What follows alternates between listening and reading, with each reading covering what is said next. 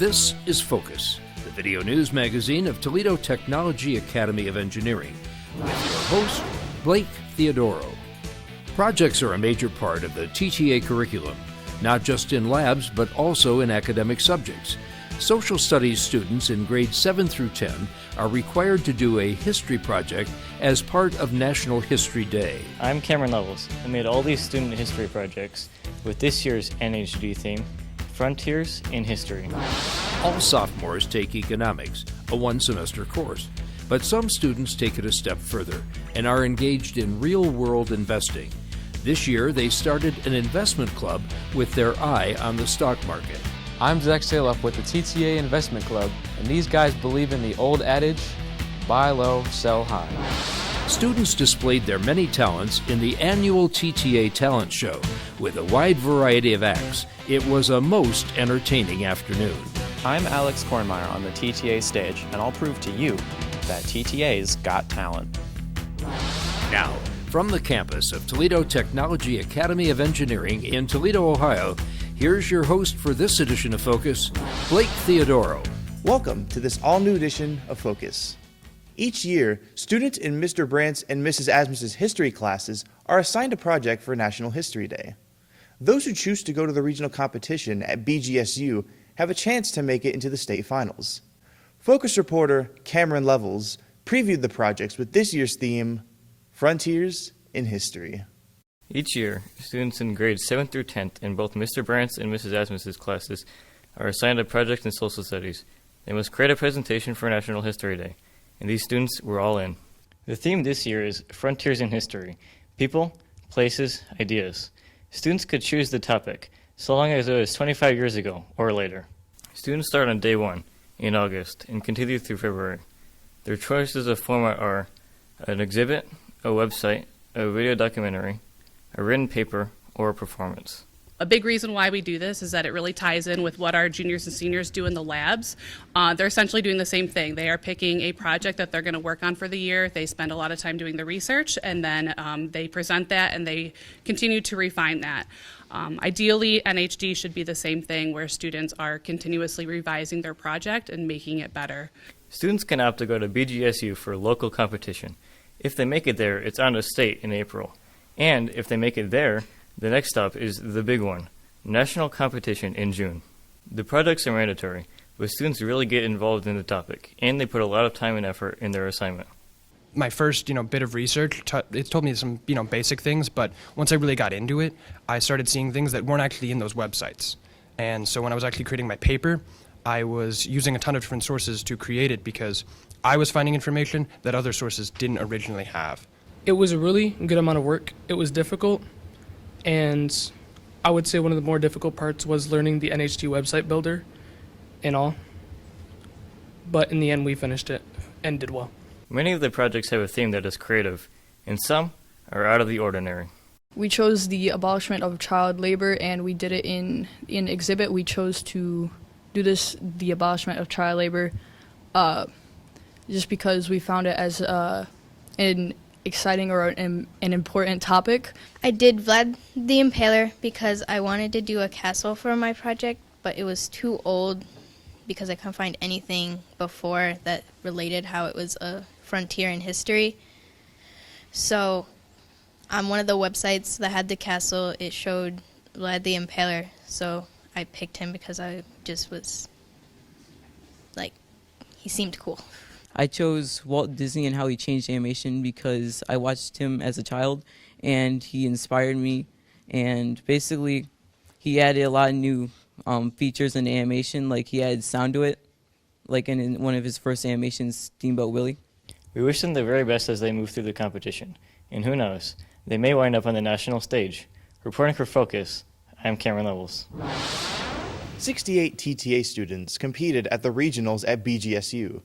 These 27 students qualified to go on to the state competition at Ohio Wesleyan University on April 22nd. Now that's impressive. Congratulations to all who participated in the project, and kudos to Mrs. Asmus and Mr. Brandt. Once again, TTA proves that we are truly a great competitive school. All sophomores take the macroeconomics class that includes investments, primarily in the stock and bond markets. That interest in investing led to the formation of a new club that plays off the learning experience in econ. Focus reporter Zak Sahloff sat in on the club's meetings and echoes the old adage, buy low, sell high. Wall Street and the New York Stock Exchange are more than 500 miles from TTA, but students here have formed a new club that brings Wall Street to Main Street. Those who have an interest in stocks, bonds, and investments in general are collaborating to secure their future in the investment club. They believe in the old adage, buy low, sell high. It all starts in the sophomore year when students take a one-semester course in economics. Although it's macroeconomics and runs the gamut of the subject, they delve into the operation of the stock market, create their own stock portfolio, and buy and sell their preferred stocks. Alex Ramirez is the founder of the club. One day, Mr. Brandt threw out a half-joke in class saying, "Hey Alex, when are we going to start the investment club?" And so I started thinking, maybe I really should start a club. And so I went to my friends, and I started going to Mr. Brandt, getting serious about it. And so eventually we landed here. We got all the resources together, and this is where we are. Although Alex is technically the president, instead of having traditional officers like president, vice president, etc., they assume the corporate titles of CEO, CFO, COO, and chairman of the board. Andy Brandt is the club's advisor and chairman of the board, and he says that for just being the first year, the club already has around 30 members who are dedicated to learning more about investing and sharing their knowledge with each other. The kids are having a great time exploring various companies, their bottom lines and their bookings, as well as tying in their decision-making skills with our curriculum, specifically that of economics. Everything's going well so far. Of course, the bottom line is whether they make a profit or a loss. They take this exercise very seriously, and some are even doing quite well. Each week, the person with the best stock performance is dubbed the Wolf of Wall Street, a reference to the 2013 movie of the same name, and gets an award. This is a symbol of the Wolf of Wall Street. The Wolf of Wall Street is whoever does the best in whatever stock. They make the most amount of money that week, and basically just whoever does the best. For the beginning, I was doing pretty good. I was exploring more options that going through our discussions and everything. Then every once in a while, I'd crash down, have to go through, sell some stuff, buy some new stuff. But then recently, we've had a big crash, and I've been slowly rising back up from then. I like how open and honest Mr. Brandt and Alex are when it comes to asking questions about the club. They have great answers about different things that we ask, and it really makes me happy to be a part of this club. Although they concentrate on stocks, they're also into personal finance, and they often calculate what it will take to invest when they get a job, and do a pro forma on what their financial status will be. So, if you have any interest in making money, and who doesn't, check out the investment club. You might just be the next Wolf of Wall Street. Well, minus the corruption and fraud. Reporting for Focus, I'm Zak Sahloff. In our last issue, we reported on our VEX Robotics teams and their tournament at Kalahari. Well, there's more news. At the regional tournament in Columbus, they came out number 1, and that qualified them to go to the state competition in Akron. They made it through the quarterfinals and were just one win away from going to Worlds this summer. All in all, they had a very impressive season. Congratulations to all 3 teams. From singing and dancing to some very unusual acts, TTA students entertained the school at the annual TTA Talent Show. It was a great afternoon and a great way to finish the third quarter. Focus reporter Alex Kornmeier is on the TTA stage and proves to you that TTA's got talent. The stage is quiet and the auditorium is empty. The TTA talent show is over, but it was one of the best shows yet, with more than a dozen acts entertaining the troops. During the COVID years, the talent shows were canceled, but it was revived last year, and the 2 co-hosts from that show took the stage again to entertain the audience with their antics and to introduce this year's acts.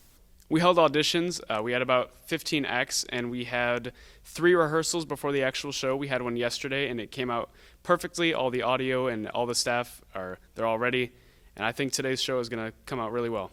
No question, variety was the byword. Everything from dancing and singing to bands and guitars. There was even a martial arts comedy act. Students auditioned for a spot and then rehearsed to get ready for the big show.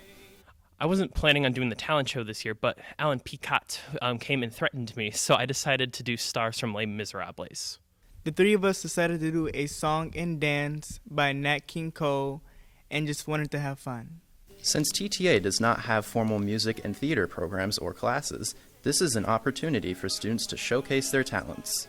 The two co-hosts, Alan Peacock and Brendan Welly, not only hosted the show, but they organized it from start to finish. That was a major job. It was a lot of work getting the talent show coordinated. A lot more goes into it than people realize, I think, because you have to get coordination with the lighting crew and the acts.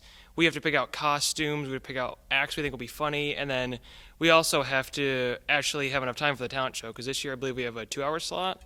And we were kind of having trouble finding ways to fill it all out because we had less acts than last year. There's a lot more to all this than just the performers. The crew played a major role in the show's success. They are often the unsung heroes.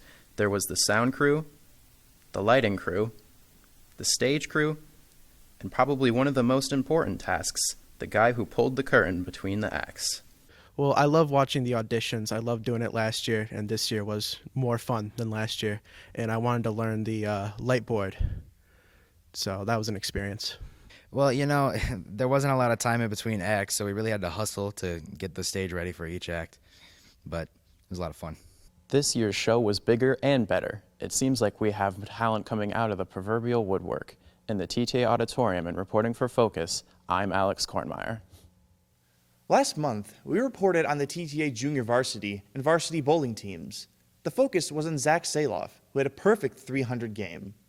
At the recent Bowling Awards ceremony, Zak was recognized for that accomplishment. Our bowling team deserves a lot of credit, putting TTA in the limelight.